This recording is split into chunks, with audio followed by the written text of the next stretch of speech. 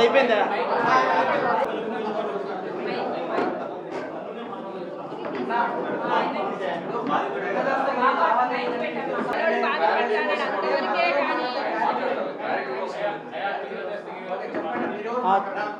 గొడవ అంటే శనివారం ఏమో కొద్దిగా డ్యాన్స్ ప్రోగ్రామ్ కాడేమో వాళ్ళు డైజీ కాడేమో పిల్లలు కొట్లాడుకున్నారంట సార్.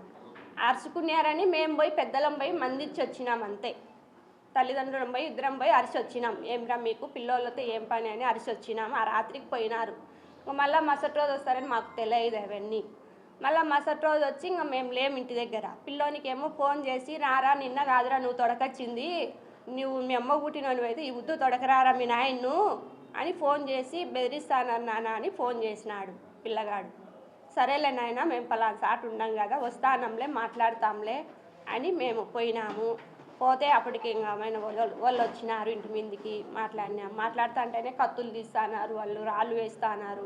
మా చేతులారా మేము పోరాడినాము, మా చేతులలో ఏం లేవు, మా చేతైనంత వరకు పోరాడినాం. మాకు దెబ్బలు తగిలినాయి, వాళ్ళకు దెబ్బలు తగిలినాయి.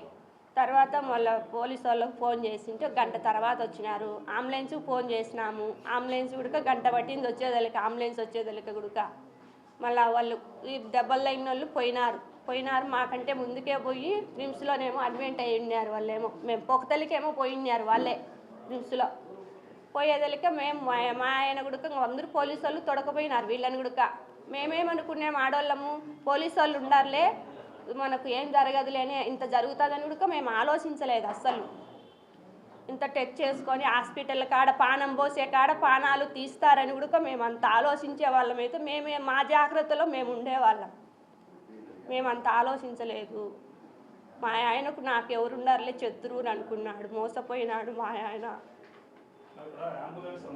ఆయనకు వ్యాపారాలలో ఏ గొడవలు లేవు. ఆయన గుద్ది ఆయన సంపాదించుకొని తెలుగుదేశం వాళ్ళ తిట్టు సరిపోదనేం లేదు, వైఎస్ఆర్లోనేం లేదు, తెలుగుదేశం వాళ్ళు అనేది ఏం లేదు. ఎవరితోనైనా కలిసిపోతాడు. వ్యాపారాలు అన్నాక వాళ్ళతో మాట్లాడతాడు, వీళ్ళతో మాట్లాడతాడు, సెంటర్ వీళ్ళు చేస్తూ ఉంటాడు.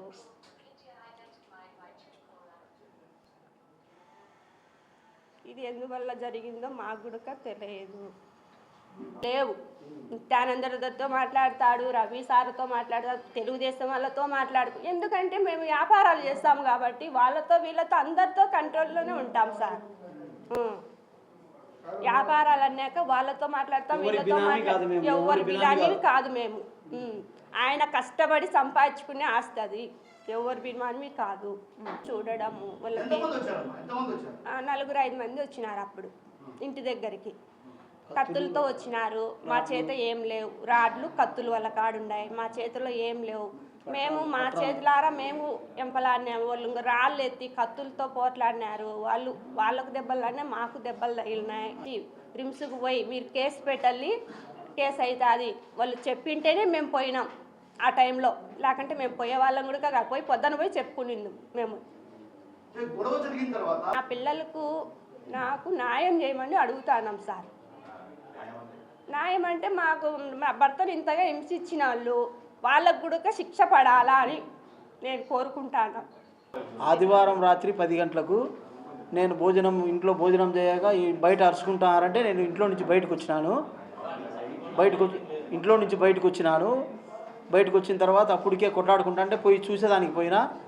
ఆడ నుంచి 2 వ్యక్తులు వచ్చి మా పిల్లోని నరిచినారని అరుచుకుంటా అంటే ఆడ నుంచి మేము వాళ్ళ 2 వ్యక్తులు దాడి చేసిన వ్యక్తులను తీసుకొని వచ్చి ఆమెను పోలీసు వాళ్ళకి అప్పగియాలంటే వాళ్ళు ఈ 5 నిమిషాల్లో చంపుతాను మాకు వదిలితే 5 నిమిషాల్లో చంపుతానని 2 వ్యక్తులు ఆమెను పట్టుకుని మేము చెట్టుకు ఏదో ఒకటి తీసుకొని వచ్చి కట్టేసి పోలీసు వాళ్ళకి అప్పగియాలంటే వాళ్ళు ఇదిలించుకొని వాళ్ళు ఫోన్లు చేసుకొని మళ్ళీ 4 మనుషులను పిలిపించుకున్నారు. ఆ 4 వస్తానే వీళ్ళు అందరినీ ఇడిపించుకొని అందరినీ భయభ్రాంతులు చేసి కత్తులతో కట్రాళ్ళు ఎత్తినారు. మా ఇంటికనే కట్రాళ్ళు చెట్టుకు చుట్టూ కట్రాళ్ళు రాళ్ళు పెట్టుకుంటాం కదా, ఆ రాళ్ళు తీసుకొని ఇంత రాళ్ళు ఎత్తి వేసి ఎవరన్నా పోనీలు అయ్యోలో పాపం అన్నోళ్ళని కూడా ఒక ఆమెను ముసలామెను దొబ్బినారు. ఆమెకు నడుములు ఇరిగినాయి.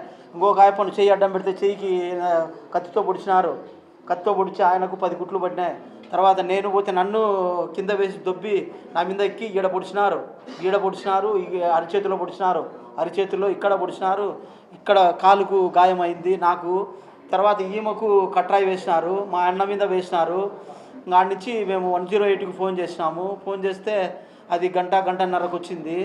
తర్వాత పోలీసు వాళ్ళకి ఫోన్ చేసినారు, పోలీసు వాళ్ళు రాలేదు. 108లో మేము దెబ్బలు తగిలిన వాళ్ళు కటారి దస్తగిరి, నేను కలమల చిన్న దస్తగిరి, నేను మౌలాలమ్మ, ఇంకొక ముసలాయమ్మ సంటెక్క, ఈ నలుగురిని 108లో ఎక్కించినారు. గంటన్నర తర్వాత రిమ్స్ వచ్చిన తర్వాత రిమ్స్ పోయినాం.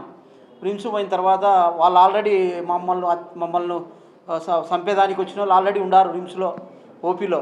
మేము ఉండాం అదే రూమ్లో, వాళ్ళు ఒక రూమ్లో ఉన్నారు, మేము అదే రూమ్లోనే ఉన్నాం. వాళ్ళందరూ మమ్మల్ని చూసినారు. మేము ఆరోగ్యం చూపించుకుంటాము, దెబ్బలు చూపించుకున్నాము, ఓపీలు రాపించుకున్నాము. ఇంకా మాకు ఎక్స్రేలు తీపించుకొని రాకుండా అన్నాడు. అందరికీ ఎక్స్రేలు తీపించినాడు. మా అన్న తీపించినాడు ముందు అందరికీ చూపించిన తర్వాత ఓపీలో నుంచి బయటకు వచ్చినాం. బయటికి ఒక 500 అడుగులు నడిచి వచ్చానే చెట్ల పొదల్లో నుంచి వచ్చి సడన్గా వచ్చేసినారు. సడన్గా వచ్చి కత్తులతో ఒక నిమిషంలోనే కత్తులతో పొడిచినారు. అందరు చుట్టుకొని 4-5 మంది చుట్టుకొని పొడిచినారు. నేను అడ్డం పోతే నన్ను పొడిచినారు. నాకు 8 కత్తిపోట్లు. మా అన్న ఒరిగిపోతానే నేను ఇంకా తప్పించుకోవాలని పరిగెత్తిన. నన్ను పొడిచినారు. పొడిచిన తర్వాత మా కోసం మా బంధువులు వాళ్ళు ఇల్లు మా వెనకమ్మడి వచ్చిన వాళ్ళు కూడా భయభ్రాంతులై పరిగెత్తినారు. 20 మంది దానా మా వెనకమ్మడి వచ్చిన వాళ్ళందరూ 20 మంది మా కత్తిపోట్లు చూసి వాళ్ళు భయపడి వెళ్ళిపోయినారు, పరిగెత్తిపోయినారు. నన్ను పొడిస్తే నేను పరిగెత్తినా కదా, ముబ్బులో ఆ చీకట్లో కనపరానని బైక్తో ఎమ్మడిచ్చి బైక్ తగిలిచ్చి మళ్ళీ బైక్ తగిలిచ్చి మళ్ళీ గుద్దడము, పిడిగుద్దులు, కత్తిపోట్లతో పొడిచినారు. వాళ్ళ బైక్ మీద నేను ఒరిగితే కత్తిపోట్లు పడినాయి చుట్టూ, అవి లోపలికి పోలేదు. అందుకు నేను బతికిపోయినా. అది జరిగింది. పేర్లు అయితే తెలియదు. రాజారవి గ్యాంగు, చెన్నూరు గ్యాంగ్ అంట, అలంకాన్పల్లెలో గ్యాంగు, వెంకటేశు, మనోహరు, ఆనందు, వీళ్ళని పేర్లు తెలుసు. ఇంకా వీళ్ళ గ్యాంగులో ఎంతమంది ఉన్నారో చుట్టూ అలంకాన్పల్లె చుట్టూ ఉన్నారు. చెన్నూరులో నుంచి వచ్చి అలంకాన్పల్లె సెటిల్ అయ్యి వీళ్ళు ఆ బుద్ధుడికే 4 గలాటలు చేసినారు. మాది 4వ గలాట. ముందు ఒకరిని కొట్టినారు గంగమ్మ జాతరలో, అతనికి కుట్లు పడినాయి. వాళ్ళు మళ్ళీ కేసు పెడితే కొడతామంటే వాళ్ళు భయపడి కేసు పెట్టలేదు. మా మనుషులను కూడా భయపడిచ్చినారు. ఆ బుద్ధి నైట్ ఇంటికి వచ్చింటే మీరు ఏమన్నా కేసు గీసి పెడితే కన్నా మళ్ళీ మిమ్మల్ని కూడా చంపుతామని మా వాళ్ళతో భయపడిచ్చినారు. వాళ్ళు భయపడి మాకు వచ్చి చెప్పుకున్నారు, ఇట్లా మళ్ళీ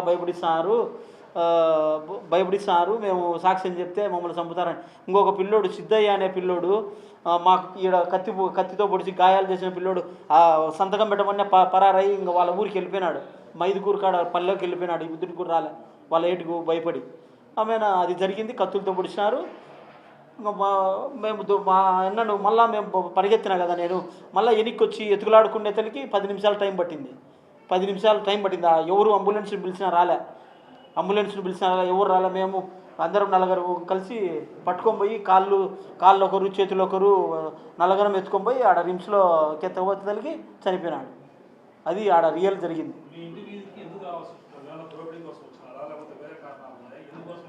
ఈ మా అన్న కొడుకు నువ్వు భయపడిచ్చినారని వాళ్ళు పోయినారు. తర్వాత నేను ఎంటర్ అయినా. మా అన్న కొడుకును అదే డీజేలో డ్యాన్స్ వేసే కాడ వాళ్ళకు తగిలిందంట, కాలు తగిలిందని కొట్టినారు. కొడితే మా అన్న కొడుకు వాళ్ళ నాయనకు ఫోన్ చేసినాడు. వాళ్ళ నాయన పోయినాడు. అది జరిగింది. చిన్న పిల్లోని గలాటకు అన్ని కత్తిపోట్లు పొడసాల్సిన అవసరం ఏమొచ్చా కాబట్టి దీంట్లో ఇన్వెస్టిగేషన్ బాగా చేయండి. ఎవరో పెద్దోళ్ళు చేపించినారు అనేది మాకు కూడా అనుమానంగా ఉంది. ఎవరి బినామీ మేము కాదు, ఎవరి బినామీ కాదు. అంటే ఇప్పుడు నిత్యానంద రెడ్డి బినామీ ఆయన కాదు, నేను కాదు, రవి సార్ బినామీ కాదు, ఎవరి బినామీ కాదు. జగన్ రెడ్డి సారు మాకు తెలియదు, మా ఆయనకు కూడా తెలియదు, ఇంతవరకు కలిసలే. వాళ్ళకు మాకు ఏం సమస్య లేదు. అది గంజాయి బ్యాచ్ చెన్నూరు నుంచి ఒక సెకండ్లో వచ్చి చంపినారు సార్. ఏం గమనించేంత అవకాశం ఉంటే మేము తప్పించుకొని ప్రాణాన్ని తెచ్చుకుంది కదా, వచ్చినారు చంపేస్తారా. ఎప్పుడు ఇంటి మీదకి వచ్చినప్పుడు వాళ్ళు ఫుల్లుగా గంజాయి మత్తులోనే ఉన్నారు.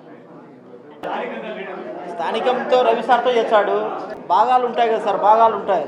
ఏదో పావులనో ఏదో పావుల భాగమో ఏదో ఉంటుంది, పెట్టుకుంటాడు. మా ఆయనతో నేను ఎక్కువ తిరగను, నా వ్యాపారం నేను సపరేట్గా చేసుకుంటాను.